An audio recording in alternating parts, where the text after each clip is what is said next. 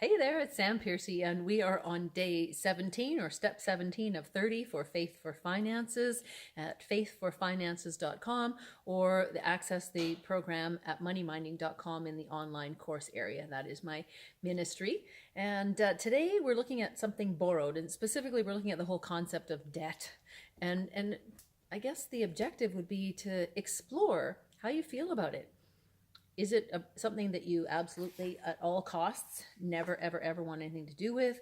Is it something that just is always your fallback? Are there some things that are okay to use debt for and other things that are not okay to use debt for? Just what is it that you really think about this whole concept of debt? And then, of course, the beginning of this journey, at the beginning of the workbook, you'll read more about our whole system. See, some people wear no debt like a badge of honor. But the reality is that we all live in a world system that is credit based. That means all of us right now are in debt to that system.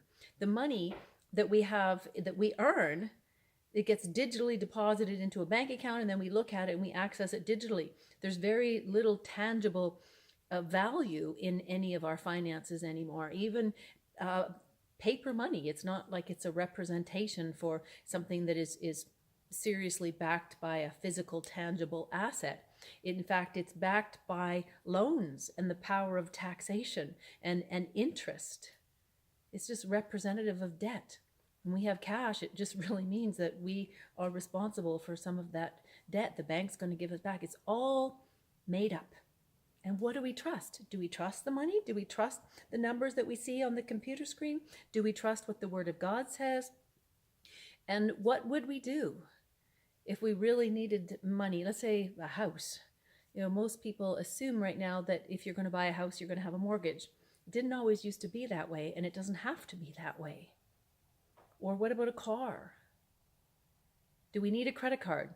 Well, the reality is that in this world that we live in, it is a thing that opens and closes doors. Our credit score is used to give a number. That number will determine who gets a job or who doesn't get a job.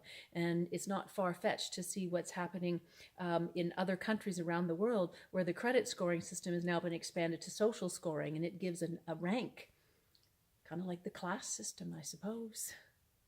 But if you don't have a good credit score, or you just have decided that you don't care about it and you think you're doing what makes sense in your mind for managing credit, then I would say you need to actually wake up a little bit, because what worked a week ago, what worked a year ago, what worked 10 years ago in the world of credit is not necessarily going to work next week or the week after that. And sometimes we get all bent out of shape because the algorithms for our search engines and Facebook and all of these different things, they change all the time.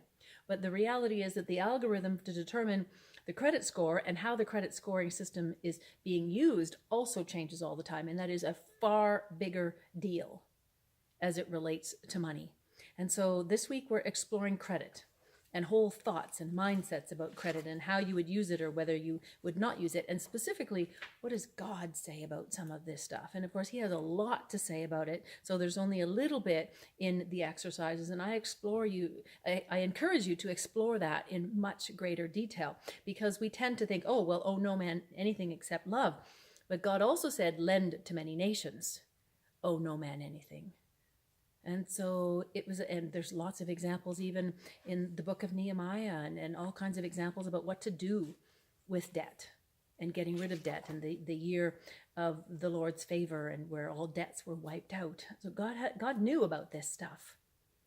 We can learn from his word, but we also need to be wise on the world that we live in. So debt, credit, good, bad, what do you know about it? What don't you know about it?